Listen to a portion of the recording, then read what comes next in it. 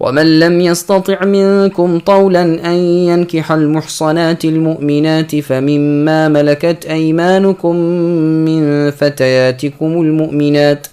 والله أعلم بإيمانكم بعضكم من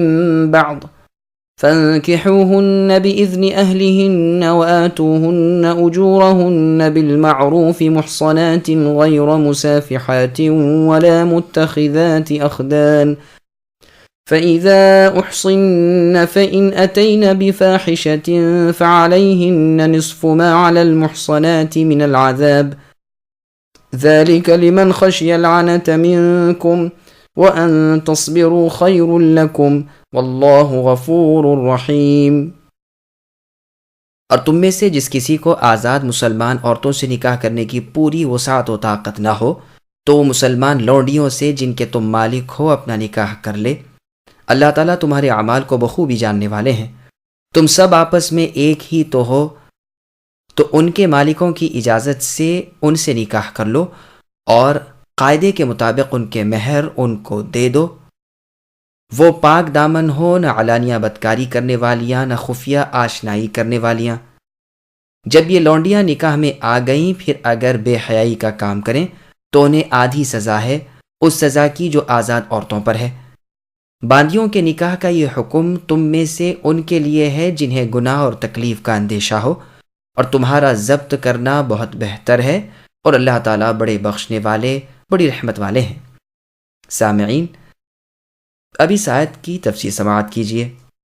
آزاد عورت سے نکاح کی استطاعت نہ ہو تو لونڈی سے نکاح کر لو۔ ارشاد ہوتا ہے کہ جسے آزاد مسلمان عورتوں سے نکاح کرنے کی وسعت و قدرت نہ ہو۔ ربیعہ رحمہ اللہ فرماتے ہیں طول سے مراد قصد و خواہش، یعنی لونڈی سے نکاح کی خواہش۔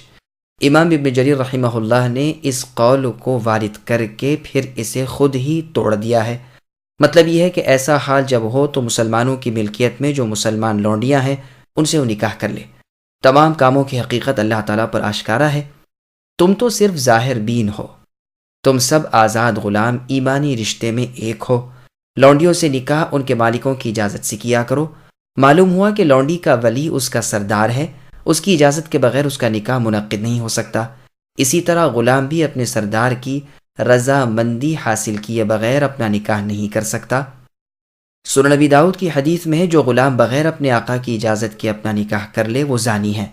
ہاں اگر کسی لونڈی کی مالکہ کوئی عورت ہو تو اس کی اجازت سے اس لونڈی کا نکاح وہ کرائے جو عورت کا نکاح کرا سکتا ہے، کیونکہ سنن ابن ماجہ کی حدیث میں ہے عورت کا نکاح نہ کرائے، نہ عورت اپنا نکاح خود کرائے، وہ عورتیں زناکار ہیں جو اپنا نکاح آپ کرتی ہیں۔ پھر آگے اللہ نے فرمایا عورتوں کے مہر خوش نفسی سے دے دیا کرو، گھٹا کر، کم کر کے، تکلیف پہنچا کر، لونڈی سمجھ کر، کمی کر کے نہ دو۔ پھر آگے اللہ فرماتے ہیں کہ دیکھ لیا کرو یہ عورتیں بدکاری کی طرف از خود مائل تو نہیں، نہ ایسی ہوں کہ اگر کوئی ان کی طرف مائل ہو تو یہ جھک جائیں، نہ تو علانیہ زناکار ہوں نہ خفیہ بدکردار ہوں کہ ادھر ادھر آشنائیاں کرتی پھریں اور چھپ چھپاتے دوست آشنائی بناتی جائیں۔ جو ایسی بد اتوار ہوں ان سے نکاح کرنے کو اللہ تعالیٰ منع فرما رہے ہیں۔ احسنہ کی دوسری قرات احسنہ بھی ہے، کہا گیا ہے کہ دونوں کے معنی ایک ہی ہیں۔ یہاں احسان سے مراد یعنی صاد سے احسان نہ کہ سین سے مراد اسلام ہے یا نکاح کا والی ہو جانا ہے۔ ابن ابی حاتم کی ایک مرفوع حدیث میں ہے کہ ان کا احسان اسلام اور عفت ہے، لیکن یہ حدیث منکر ہے، اس میں ضعف بھی ہے اور ایک راوی کا نام نہیں۔ ایسی حدیث حجت کے لائق ہی نہیں ہوتی۔ دوسرا قول یعنی احسان سے مراد نکاح ہے۔ ابن عباس رضی اللہ عنہما، مجاہد، اکرمہ، طاؤس ابن جبیر، حسن و قتادہ رحمہم اللہ وغیرہ کا بھی یہی قول ہے۔ امام شافعی رحمہ اللہ سے بھی ابو علی طبری رحمہ اللہ نے اپنی کتاب ایضاح میں یہی نقل کیا ہے۔ مجاہد رحمہ اللہ فرماتے ہیں لونڈی کا محسن ہونا یہ ہے کہ وہ کسی آزاد کے نکاح میں چلی جائے، اسی طرح غلام کا احسان یہ ہے کہ وہ کسی آزاد مسلمہ سے نکاح کر لے۔ ابن عباس رضی اللہ عنہما سے بھی یہی منقول ہے۔ شعبی اور نخعی رحمہم اللہ بھی یہی کہتے ہیں۔ یہ بھی کہا گیا ہے کہ ان دونوں قراتوں کے اعتبار سے معنی بھی بدل جاتے ہیں۔ احسنہ سے مراد تو نکاح ہے اور احسنہ سے مراد اسلام ہے۔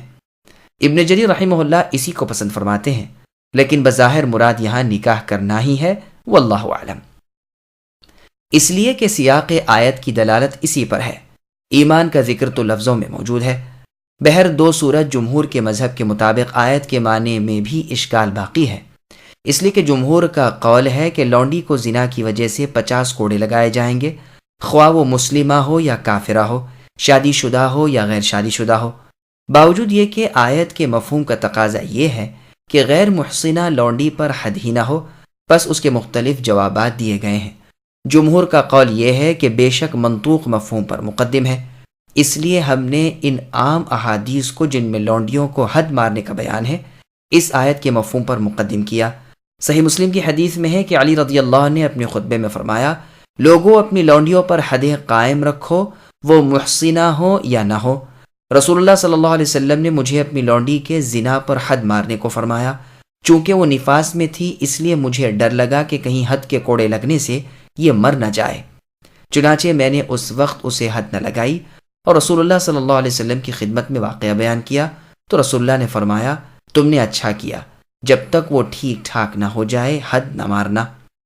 صحیح بخاری مسلم نیز ابو داؤد میں ہے، ابو ہریرہ رضی اللہ عنہ فرماتے ہیں، میں نے رسول اللہ صلی اللہ علیہ وسلم سے سنا، فرماتے تھے، جب تم میں سے کسی کی لونڈی زنا کرے اور زنا ظاہر ہو جائے تو اسے وہ حد مارے اور برا بھلا نہ کہے، پھر اگر دوبارہ زنا کرے تو بھی حد لگائے اور ڈانٹ جھڑک نہ کرے، پھر اگر تیسری مرتبہ زنا کرے اور ظاہر ہو تو اسے بیچ ڈالے اگرچہ بالوں کی رسی کے بدلے ہی ہو۔ اور صحیح مسلم میں ہے، جب 3 بار یہ فعل اسے سرزد ہو یعنی زنا کا تو چوتھی دفعہ فروخت کر ڈالے۔ موطا مالک میں عبداللہ ابن عیاش ابن ابی ربیعہ مخزومی رحمہ اللہ کا قول ہے، فرماتے ہیں کہ ہم چند قریشی نوجوانوں کو عمر فاروق رضی اللہ عنہ نے امارت کی لونڈیوں میں سے کئی ایک پر حد جاری کرنے کو فرمایا، ہم نے انہیں زنا کی حد میں 50 کوڑے لگائے۔ دوسرا جواب ان کا یہ ہے جو اس بات کی طرف گئے ہیں کہ لونڈی پر احسان بغیر حد نہیں، وہ فرماتے ہیں کہ یہ مارنا بطور ادب سکھانے اور باز رکھنے کے ہے۔ ابن عباس رضی اللہ عنہما اسی طرف گئے ہیں۔ طاؤوس، سعید، ابو عبید، داؤد ظاہری رحمہم اللہ کا مذہب یہی ہے کہ ان کی بڑی دلیل مفہوم آیت ہے اور یہ شرط کے مفہوموں میں سے ہے اور اکثر کے نزدیک حجت ہے، اس لیے ان کے نزدیک عموم پر مقدم ہو سکتا ہے۔ اور ابو ہریرہ اور زید بن خالد رضی اللہ عنہما کی حدیث جس میں ہے کہ رسول اللہ صلی اللہ علیہ وسلم سے پوچھا گیا کہ جب لونڈی زنا کرے اور محسنہ نہ ہو یعنی نکاح نہ ہوا ہو تو کیا کیا جائے؟ رسول اللہ نے فرمایا، اگر وہ زنا کرے تو اسے حد لگاؤ، پھر زنا کرے تو پھر کوڑے لگاؤ، پھر بیچ ڈالو، گو ایک بالوں کی رسی کے عوض ہی کیوں نہ بیچنا پڑے۔ راوی حدیث ابن شہاب زہری رحمہ اللہ فرماتے ہیں، میں نہیں جانتا کہ تیسری مرتبہ کے بعد یہ فرمایا یا چوتھی مرتبہ کے بعد۔ یہ روایت صحیح بخاری کی ہے۔ ابو ہریرہ رضی اللہ عنہ والی حدیث کے کئی جوابات ہیں۔ ایک تو یہ کہ یہ محمول ہے اس لونڈی پر جو شادی شدہ ہو، اس طرح ان دونوں احادیث میں تطبیق و جمع ہو جاتی ہے۔ دوسری یہ کہ اس حدیث میں لفظ حد کسی راوی کا داخل کیا ہوا ہے اور اس کی دلیل جواب کا فقرہ ہے۔ تیسرا جواب یہ ہے کہ یہ حدیث 2 صحابیوں کی ہے اور وہ حدیث صرف ایک صحابی کی ہے اور ایک والی پر وہ 2 والی مقدم ہے، اور اسی طرح یہ حدیث نسائی میں بھی مروی اور مسلم کی شرط پر اس کی سند ہے کہ عباد ابن تمیم رضی اللہ عنہ اپنے چچا سے جو بدری صحابی تھے روایت کرتے ہیں کہ رسول اللہ صلی اللہ علیہ وسلم نے فرمایا کہ جب لونڈی زنا کرے تو اسے کوڑے لگاؤ، پھر جب زنا کرے تو کوڑے مارو، پھر جب زنا کرے یعنی تیسری دفعہ تو کوڑے لگاؤ، پھر جب زنا کاری کرے یعنی چوتھی بار تو بیچ دو اگرچہ بالوں کی ایک رسی کے بدلے ہی بیچنا پڑے۔ چوتھا جواب یہ ہے کہ یہ بھی بعید نہیں کہ کسی راوی نے جلد پر لفظ حد کا اطلاق کر دیا ہو اور اس نے جلد کو حد خیال کر لیا ہو، یا لفظ حد کا اطلاق تأدیب کے طور پر سزا دینے پر کر دیا ہو، جیسے کہ لفظ حد کا اطلاق اس سزا پر بھی کیا گیا ہے جو بیمار زانی کو کھجور کا ایک خوشہ مارا تھا جس میں 100 چھوٹی چھوٹی شاخیں تھیں، اور جیسے کہ لفظ حد کا اطلاق اس شخص پر بھی کیا گیا ہے جس نے اپنی بیوی کو اس لونڈی کے ساتھ زنا کیا جسے بیوی نے اس کے لیے حلال کر دیا تھا، حالانکہ اسے 100 کوڑوں کا لگنا تعزیر کے طور پر صرف ایک سزا ہے، جیسے کہ امام احمد رحمہ اللہ وغیرہ سلف کا خیال ہے۔ حد حقیقی صرف یہ ہے کہ کنوارے کو 100 کوڑے اور بیاہ یعنی شادی شدہ کو یا لوطی شخص کو جس نے کسی آدمی کے ساتھ اس کے پاخانے والی جگہ میں اپنی شرمگاہ کو داخل کیا ہو رجم کرنا ہے، یعنی پتھروں سے مار مار کر حد نافذ کر کے ان کو ختم کر دینا ہے۔ واللہ عالم۔ ابن ماجہ رحمہم اللہ وغیرہ میں سعید بن جبیر رحمہ اللہ کا فرمان ہے کہ لونڈی نے جب تک نکاح نہیں کیا اسے زنا پر مارا نہ جائے۔ اس کی اسناد تو صحیح ہے، لیکن معنی دو ہو سکتے ہیں۔ ایک تو یہ کہ بالکل مارا ہی نہ جائے، نہ حد نہ اور کچھ، تو یہ قول بالکل غریب ہے۔ ممکن ہے آیت کے الفاظ پر نظر کر کے فتویٰ دے دیا ہو اور حدیث نہ پہنچی ہو۔ دوسرے معنی یہ ہیں کہ حد کے طور پر نہ مارا جائے۔ اگر یہ معنی مراد لیے جائیں تو یہ اس کے خلاف نہیں کہ اور کوئی سزا دی جائے،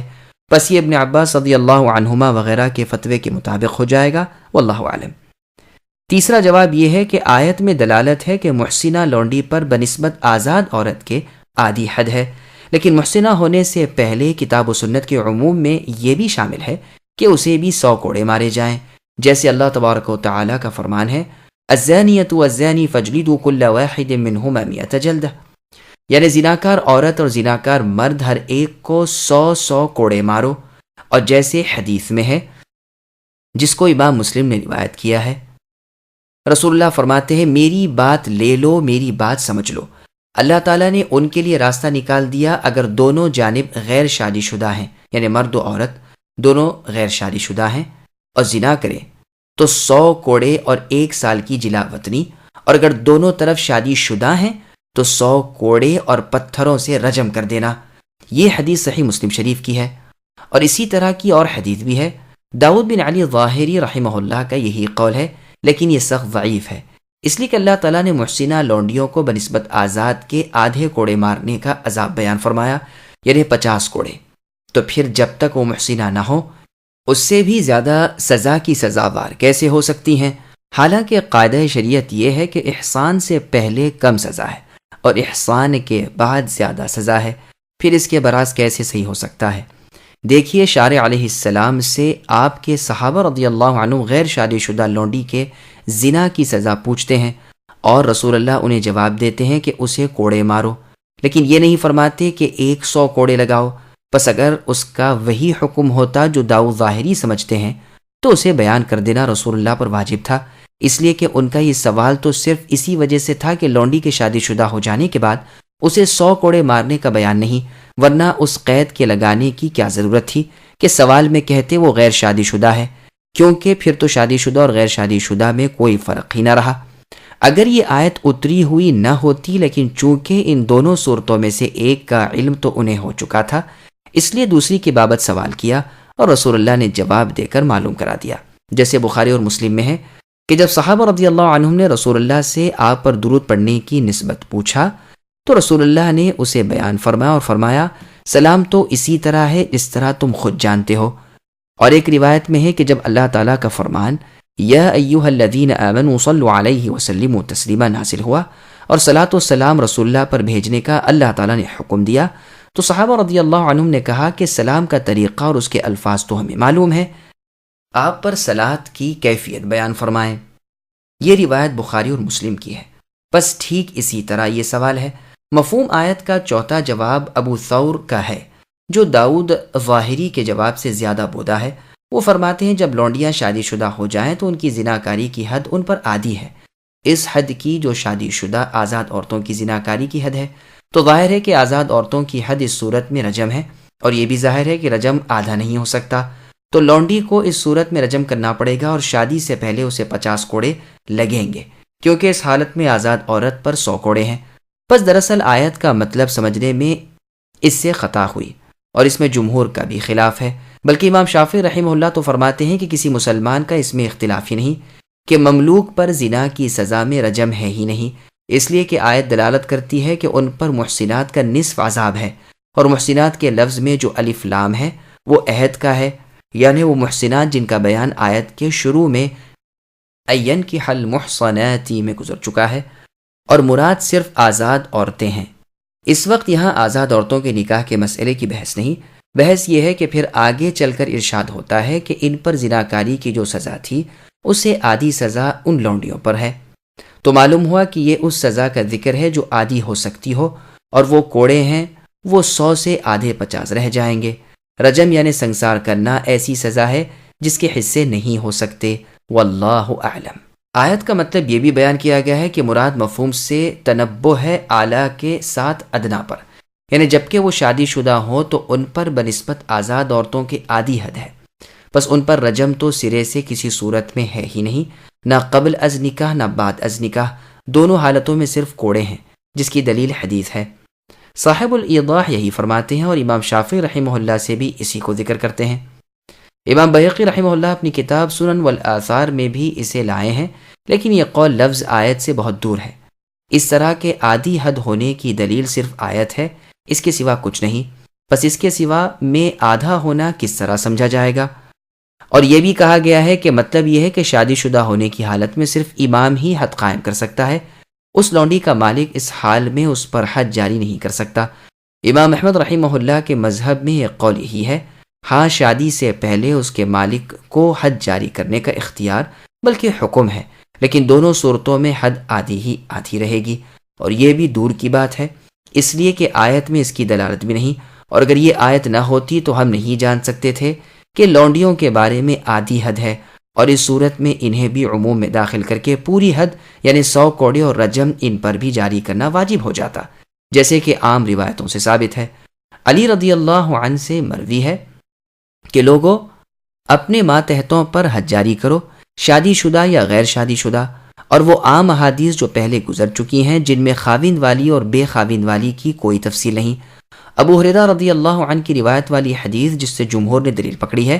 یہ ہے کہ جب تم میں سے کسی کی لونڈی زنا کرے اور پھر اس کا زنا ظاہر ہو جائے تو اسے چاہیے کہ اس پر حد جاری کرے اور ڈانٹ ڈپٹ نہ کرے۔ الغرض لونڈی کی زناکاری کی حد میں کئی قول ہیں، ایک تو یہ کہ جب تک اس کا نکاح نہیں ہوا اسے 50 کوڑے مارے جائیں گے، اور نکاح ہونے کے بعد بھی یہی حد رہے گی، اور اسے جلا وطن بھی کیا جائے گا یا نہیں، اس میں 3 قول ہیں، ایک یہ کہ جلا وطنی ہوگی، دوسرے یہ کہ نہ ہوگی، تیسرے یہ کہ جلا وطنی میں آدھے سال کو ملحوظ رکھا جائے گا، یعنی 6 مہینے کا دیس نکالا دیا جائے گا، نہ کہ پورے سال کا، پورا سال آزاد عورتوں کے لیے ہے۔ یہ تینوں قول امام شافعی رحمہ اللہ کے مذہب میں ہیں۔ امام مالک رحمہ اللہ کے مذہب میں ہے کہ جلا وطنی صرف مردوں کے لیے ہے، عورتوں پر نہیں، اس لیے کہ جلا وطنی صرف اس کی حفاظت کے لیے ہے، اور اگر عورت کو جلا وطن کیا گیا تو حفاظت میں سے نکل جائے گی، اور مردوں یا عورتوں کے بارے میں دیس نکالے کی حدیث صرف عبادہ اور ابو ہریرہ رضی اللہ عنہما سے ہی مروی ہے کہ رسول اللہ نے اس زانی کے بارے میں جس کی شادی نہیں ہوئی تھی حد مارنے اور 1 سال کے لیے شہر سے باہر نکال دینے کا تعزیری حکم فرمایا تھا۔ اس سے معنوی مراد یہی ہے کہ اس کی حفاظت رہے، اور عورت کو وطن سے نکالے جانے میں یہ حفاظت بالکل ہی نہیں ہو سکتی، واللہ اعلم۔ دوسرا قول یہ ہے کہ لونڈی کو اس کی زناکاری پر شادی کے بعد 50 کوڑے مارے جائیں گے، اور ادب سکھانے کے طور پر اسے کچھ مار پیٹ کی جائے گی، لیکن اس کی کوئی مقرر گنتی نہیں۔ پہلے گزر چکا ہے کہ شادی سے پہلے اسے مارا نہ جائے گا، جیسے سعید بن مسیب رحمہ اللہ کا قول ہے، لیکن اگر اس سے یہ مراد نہ لی جائے کہ سرے سے کچھ مارنا ہی نہ چاہیے تو یہ تعویلی مذہب ہوگا، ورنہ قول ثانی میں اسے داخل کیا جا سکتا ہے۔ اور قول یہ ہے کہ شادی سے پہلے 100 کوڑے اور شادی کے بعد 50، جیسے کہ داؤ ظاہری کا قول ہے، اور یہ تمام اقوال سے بودا قول ہے۔ اور یہ کہ شادی سے پہلے 50 کوڑے اور شادی کے بعد رجم، جیسے کہ ابو ثور کا قول ہے، لیکن یہ قول بھی بودا ہے، واللہ سبحانہ وتعالی اعلم بالصواب۔ پھر آگے فرمان ہوتا ہے کہ لونڈیوں سے نکاح کرنا ان شروط کی موجودگی میں جو بیان ہوئیں ان کے لیے ہے جنہیں زنا میں واقع ہونے کا خطرہ ہو اور تجرد ان پر بہت شاق گزر رہا ہو، یعنی کوارے بنے رہنا، اس کی وجہ سے سخت تکلیف میں ہوں تو بے شک انہیں پاک دامن لونڈیوں سے نکاح کر لینا چاہیے، اور یہ جائز ہے۔ گو اس حالت میں بھی اپنے نفس کو روکے رکھنا اور ان سے نکاح نہ کرنا بہت بہتر ہے، اس لیے کہ اس سے جو اولاد ہوگی وہ اس کے مالک کی لونڈی غلام ہوگی۔ ہاں اگر خاوند غریب ہو تو اس کی یہ اولاد اس کے آقا کی ملکیت امام شافعی رحمہ اللہ کے قول قدیم کے مطابق نہ ہوگی۔ پھر فرمایا اگر تم صبر کرو تو تمہارے لیے افضل ہے، اور اللہ بخشنے والے مہربان ہیں۔ جمہور علماء نے اس آیت سے استدلال کیا ہے کہ لونڈی سے نکاح جائز ہے، لیکن یہ ضرور ہے کہ یہ اس وقت ہے جب آزاد عورتوں سے نکاح کرنے کی طاقت نہ ہو اور نہ روکے رہنے کی طاقت ہو بلکہ زنا واقع ہونے کا خوف ہو،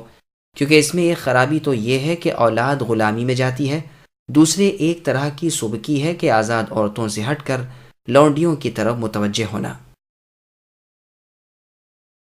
ہاں جمہور کے مخالف ابو حنیفہ اور ان کے ساتھی ہے، وہ کہتے ہیں یہ دونوں باتیں شرط نہیں، بلکہ جس کے نکاح میں کوئی آزاد عورت نہ ہو اسے لونڈی سے نکاح جائز ہے، وہ لونڈی خواہ مؤمنہ ہو خواہ اہل کتاب میں سے ہو، گو اسے آزاد عورت سے نکاح کرنے کی طاقت بھی ہو اور گو اسے بدکاری کا خوف بھی نہ ہو۔